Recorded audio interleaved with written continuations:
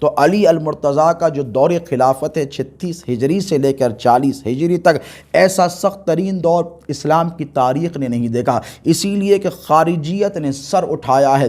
خارجیت چاہتی ہے کہ نبی کے خاندان کا قصہ تمام کر دیا جائے، انہیں یہ خوف لاحق ہو گیا ہے کہ اب علی بیٹے ہیں، علی کے بعد حسن بیٹھیں گے، حسن کے بعد حسین سلام اللہ علیہما بیٹھیں گے، اب یہ دونوں بیٹھیں گے، ان کی اولادیں بیٹھیں گی۔ تو قریش کو جو دشمنی تھی نبی کے خانوادے سے، یہ پیک پر آئی، یہ نقطۂ عروج پر پہنچی جب علی المرتضیٰ شیر خدا خلیفۃ الرسول اللہ امیر المؤمنین بن کر مسند خلافت پر جلوہ گر ہوئے۔ ساری دشمنیاں کھل کر آ گئیں، ساری دشمنیاں، کدورتیں، بغض، اناد ایک دم کھل کر سامنے آ گیا۔ تو بڑا سخت وقت میرے مولا علی مشکل کشا کا گزرا ہے۔ کسی نے آ کر علی سے پوچھا کہ اے علی، ابو بکر صدیق کے دور میں ایسے حالات نہیں، عمر الفاروق کے دور میں ایسے حالات نہیں، عثمان غنی کے دور میں ایسے حالات نہیں، آپ کے دور میں کیوں ایسے حالات رونما ہو رہے ہیں؟ کیوں اتنی شورشیں ہیں؟ کیوں اتنے فتنے ہو رہے ہیں؟ کیوں اتنے سازشیں ہو رہی ہیں؟ کیوں اتنی دشمنیاں ہو رہی ہیں؟ کیوں اتنی کنٹروورسیز ہو رہی ہیں؟ تو مولا علی نے فرمایا کہ ان کا مشیر علی ابن ابی طالب تھا اور علی کے مشیر تم لوگ ہو۔ یوں سمجھ کر چلیں کہ اہل بیت اطہار کے علاوہ چند جانثار اہل بیت کے جو جانثار صحابہ تھے، ان کے علاوہ بعض لوگوں کو مولا علی مشکل کشا شیر خدا سے بڑا انقباض تھا۔ تاریخ آپ کے سامنے پڑی ہوئی ہے، میں ذکر نہیں کرتا۔ وہی دشمنی جو مولا علی کی خلافت کے دور میں جس کا آغاز ہوا تھا، وہ نقطۂ عروج پر پہنچی اور منتہی ہوئی مولا حسین کی شہادت کے ساتھ یزید نے کی۔ اسی لیے کہ آج میں نے چند دن پہلے ایک بیہودے نامعقول انسان کا خطاب سنا تھا، اس نے کہا تھا، افسوس ہے اس کی سیادت پر مجھے، اس نے کہا تھا کہ یزید کا بیک گراؤنڈ دیکھو۔ میں نے کہا یزید کا بیک گراؤنڈ ہی تھا جس نے امام علی مقام سیدنا امام حسین کے قتل کا سارا پلاٹ تیار کیا تھا۔ تم یزید کے بیک گراؤنڈ کی بات کرتے ہو، تمہیں یزید کا بیک گراؤنڈ مبارک ہو، ہمیں اس سے کوئی سروکار نہیں۔ لیکن دیکھیں کہ یہی حالات تھے جو کریٹ ہوئے ہیں اور مولا علی مشکل کشا شیر خدا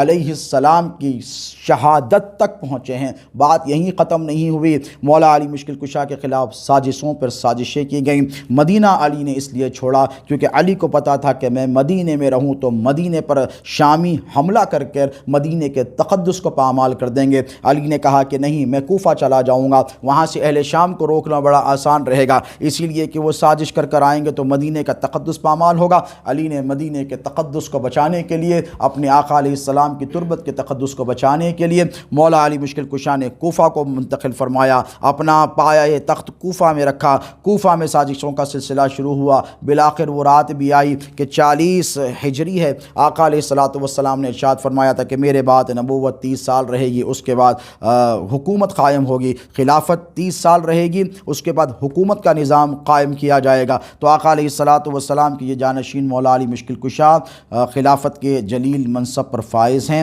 یوں سمجھ کر چلیں کہ 29 سال 6 مہینے ہو گئے ہیں خلافت کے، ابھی 6 مہینے باقی ہیں۔ مولا علی مشکل کشا کو پتہ چلا، کیونکہ حضور اقدس علیہ السلام بارہا خواب میں آ رہے ہیں۔ حضرت سیدہ زینب سے مولا علی مشکل کشا نے فرمایا کہ اے زینب، میں نے میرے آقا کو خواب میں دیکھا ہے، اپنے دامن اقدس سے میرے جسم پر سے گرد و غبار کو صاف کر رہے ہیں، اور سنو مجھے بتا دیا گیا ہے یہاں تک کہ ابن ملجم جس قبیلے سے تعلق رکھتا تھا، آپ یقین مان کر چلیں کہ اس قبیلے کی تک میرے نبی پاک علیہ السلام نے نشاندہی فرما دی تھی۔ کہا تھا کہ بنو مراد کا شخص ہوگا، بنو مراد ایک قبیلہ ہے، اسی کا شخص اے علی تجھے شہید کرے گا، اور تیری داڑھی ایسے مولا علی مشکل کشا کی داڑھی میرے نبی نے پکڑی اور پکڑ کر ارشاد فرمایا جب یہ خون آلود ہو جائے تو سمجھنا علی تو کامیاب ہو گیا، اور میں تیری داڑھی پر تیرے جسم کا خون دیکھ رہا ہوں، کیوں نہ دیکھیں اسی خون کو۔ تو نبی نے فرمایا کہ اے علی تیرا خون میرا خون ہے،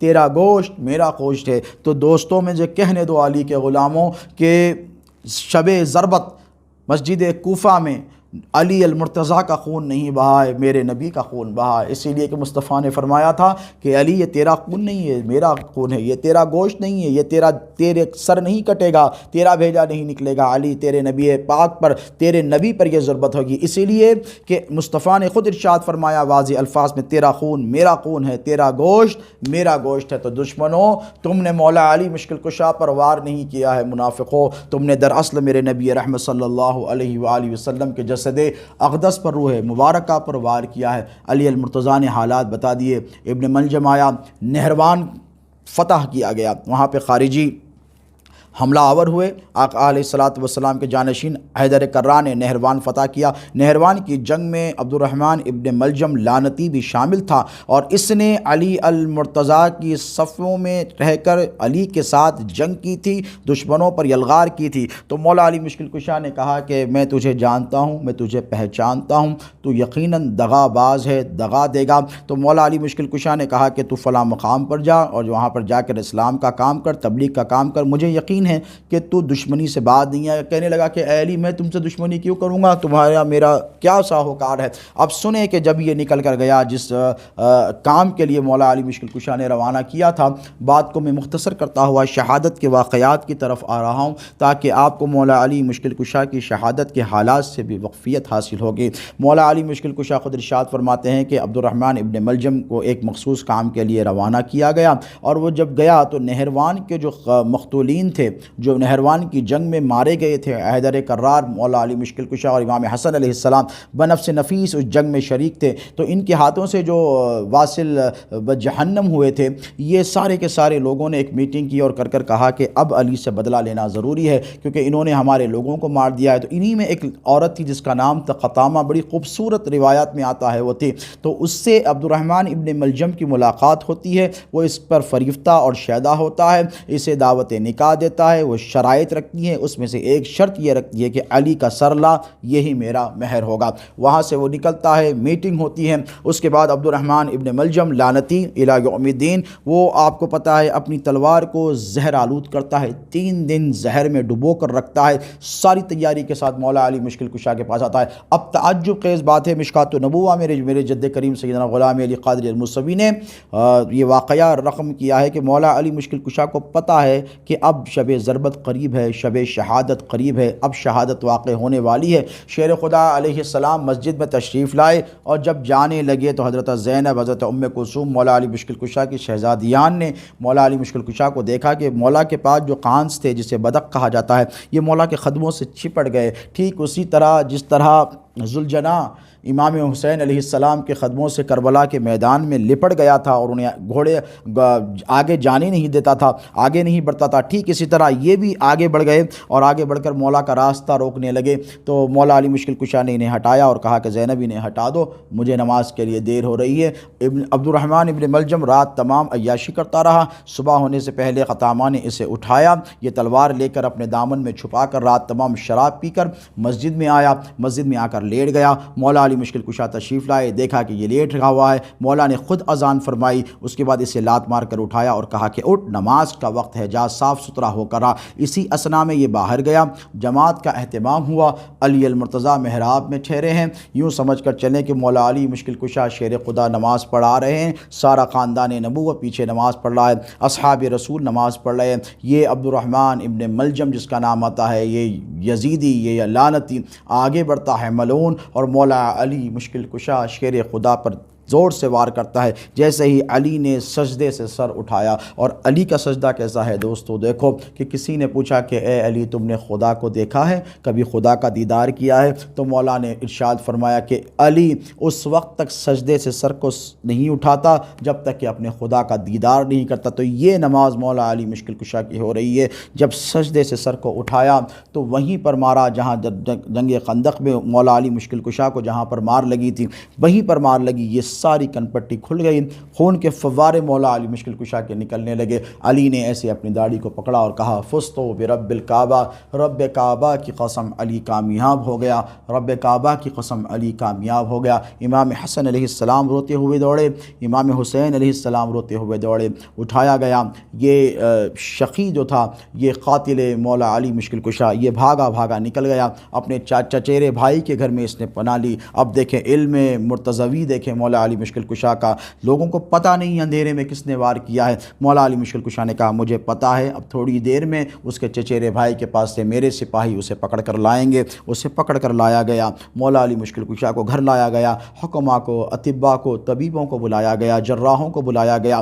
سب نے دیکھ کر کہا کہ بڑا کاری ضرب ہے، نہ اسے روکا جا سکتا ہے، نہ خون رکنے والا ہے۔ بس یہ کہا ڈاکٹروں نے آ کر اس زمانے کے کہ چند ساعتیں ان کی رہ گئی ہیں، اب تھوڑی ہی دیر میں اب ان کی شہادت رونما ہوگی۔ اللہ اکبر، ذرا سوچیں مولا امام حسن کے دل پر کیا گزری ہوگی، امام حسین کے دل پر کیا گزری ہوگی، حضرت عباس کی، حضرت جعفر کے دل پر کیا گزری ہوگی، مولا علی مشکل کشا کی شہزادی سیدہ زینب کے قلب پر کیا گزری ہوگی۔ جب حکیموں نے، اطباء نے کہا کہ اب یہ نہیں بچ سکتے تو گھر سے صدائیں کوہرام کی نکلنے لگی، واویلا ہو گیا، ہنگامہ ہو گیا، زار و قطار سارا نبی کا خاندان رو رہا ہے۔ مولا علی مشکل کشا نے اپنے جانشین سیدنا امام حسن علیہ السلام کو بلایا اور بلا کر کہا کہ دیکھو بیٹا، شریعت تمہیں یہ اجازت نہیں دیتی کہ اس کے ساتھ برا سلوک کرو۔ مولا علی کے لیے دودھ لایا گیا تو علی نے کہا اس کے پاس بھی بھیجو، لیکن شقی کی قسمت میں علی المرتضیٰ کا جام کہاں تھا، کہنے لگا علی نے اس میں زہر ملایا ہوگا، میں اسے نہیں پیوں گا۔ خدا کی عزت کی قسم میں کہتا ہوں کہ علی کا جھوٹا اگر وہ پی لیتا تو مولا علی اسے قیامت میں معاف کر دیتے، کیونکہ یہ نبی کے گھر کی ثقافت ہے دوستو۔ مولا علی مشکل کشا سیدنا امام حسن، امام حسین علیہ السلام کو بلاتے ہیں۔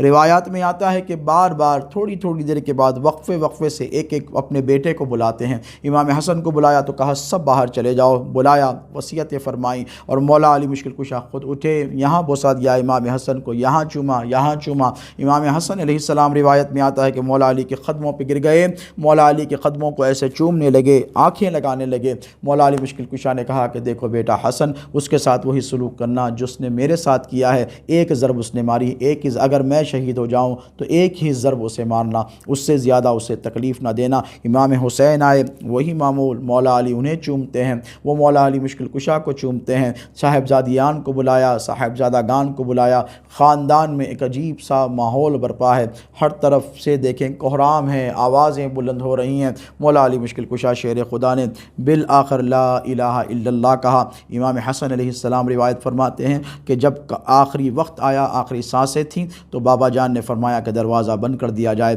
کچھ لوگ برآمد ہوئے میرے آقا علیہ السلام کے اس جانشین کے پاس آخری وقت میں، اور مولا علی مشکل کشا شیر خدا کے فضائل اور مناقب بیان کرنے لگے، ان کو خوشخبریاں اور مبارکبادیں دینے لگے، لا الہ الا اللہ کی صدا بلند ہوئی۔ امام حسن علیہ السلام نے دروازہ کھولا تو دیکھا کہ مولا علی مشکل کشا شیر خدا اسد اللہ الغالب حلال المشکلات والنوائب الغالب علی کل الغالب امیر المشارق والمغارب سیدنا علی ابن ابی طالب علیہ السلام اس دار فانی سے رحلت فرما گئے۔ انا للہ و انا الیہ راجعون۔ تو دوستو، یہ شہادت کے بعد ایک عجیب سا ماحول اہل بیت اطہار کی صفوں میں برپا ہوا۔ مولا علی مشکل کشا نے ارشاد فرمایا تھا کہ ویسے ہی مارو، ایک ضرب کا بدلہ ایک ضرب سے لیا جائے، اس سے زیادہ نہیں۔ ابن ملجم کے ساتھ تو ویسے ہی سلوک کیا گیا، لیکن دوستو تاریخ شاہد ہے اس حقیقت پر، اسے کوئی ڈینائی نہیں کر سکتا، اس کا کوئی انکار نہیں کر سکتا کہ یہ جو تانے بانے تھے عبد الرحمن ابن ملجم نے، یہ لعنتی نے اپنی سازش کے نتیجے مولا علی مشکل کشا کا قتل قطعی طور پر نہیں کیا تھا۔ اس پر حجابات ہیں، اس پر پردے ہیں۔ اہل طریقت علی کی اولاد کو پتہ ہے کہ اس قتل کے پیچھے کس کا ہاتھ تھا۔ ہم نے یہ معاملہ قیامت تک اللہ رب تبارک و تعالیٰ کے حوالے کیا ہے۔ آج مولوی لاکھ پردے ڈالیں، اس پر حجابات ڈالیں، لیکن خدا کی عزت کی قسم صبح قیامت یہ حقیقت سب پر آشکارا ہوگی کہ مولا امام علی مرتضیٰ کو کس نے شہید کیا، امام حسن علیہ السلام کو کس نے شہید کیا۔ امام حسین کی شہادت تو آپ کی نگاہوں کے سامنے ہے، یہ تو چھپی نہیں، یہ تو ڈھکی نہیں، یہ تو سب پر آشکارا ہے، ساری دنیا جانتی ہے۔ اس کے باوجود بھی کچھ ایسے مردود ہیں ہماری صفوں میں جو یزید کو بچانے کی کوشش کرتے ہیں۔ وہ دن دور نہیں، مجھے افسوس کے ساتھ کہنا پڑتا ہے کہ آج علی کے دشمنوں کا عرس کرنے والے، وہ دن دور نہیں اگر سادات کرام خاموش رہیں تو ابن ملجم لعنتی کا بھی یہ عرس کرنے لگیں، کیونکہ حالات تو بالکل ویسے ہی ہو رہے ہیں دوستو۔ خارجیت دن بدن بڑھتے جا رہی ہے۔ یاد رکھیں آپ کی یہ ذمہ داری ہے کہ اپنی نسلوں کو اہل بیت اطہار کی دشمنی اور عداوت سے بچائیں۔ اسی لیے یاد رکھیں کہ اہل بیت سے دشمنی کرنے کی بنیاد پر اہل بیت کا کچھ نہیں جاتا، اسی لیے کہ اللہ نے ان کا مقام بہت بلند کر دیا۔ لیکن اگر آپ اپنی نسلوں کو جنت میں دیکھنا چاہتے ہیں تو آپ کو اہل بیت اطہار کا ان کو وفادار بنانا پڑے گا۔ کس طرف جا رہے ہیں؟ ایک طرف علی ہیں، ایک طرف فاطمہ ہیں، ایک طرف امام حسن ہیں، ایک طرف امام حسین ہیں، دوسری طرف علی کے دشمن ہیں، فاطمہ کے دشمن ہیں، حسنین کریمین کے دشمن ہیں، امام حسین علیہ السلام کے قاتل ہیں، امام حسن علیہ السلام کے قاتل ہیں۔ تو آپ فیصلہ کیجئے کہ آپ اپنی اولادوں کو کس طرف دیکھنا چاہتے ہیں۔ اس طرف دیکھیں جس طرف غوث الاعظم رہیں گے، غوث اعظم علی کے ساتھ ہیں، مولا علی مشکل کشا کے قدموں میں ہیں، امام غریب نواز رضی اللہ تعالیٰ جنہیں امام الہند کہا جاتا ہے وہ مولا علی کے قدموں میں پڑے ہوئے ہیں۔ دوستو یاد رکھو، جسے جو کچھ ملے گا علی کی محبت سے ملے گا، علی کی رفاقت سے ملے گا، علی کے فیضان سے ملے گا۔ علی علی علی کرنا عبادت ہے، علی کے چہرے کو دیکھنا عبادت ہے۔ یقین جانیں کہ میں نے آپ کا اگر وقت زیادہ لیا ہے تو یقین جانیے کہ میں نے وقت زیادہ نہیں لیا، بلکہ جتنی دیر میں نے علی کہا ہے میں ثواب کا مستحق ہوا ہوں، اور جتنی دیر آپ نے مولا علی کا نام سنا ہے آپ ثواب کے مستحق ہوئے ہیں۔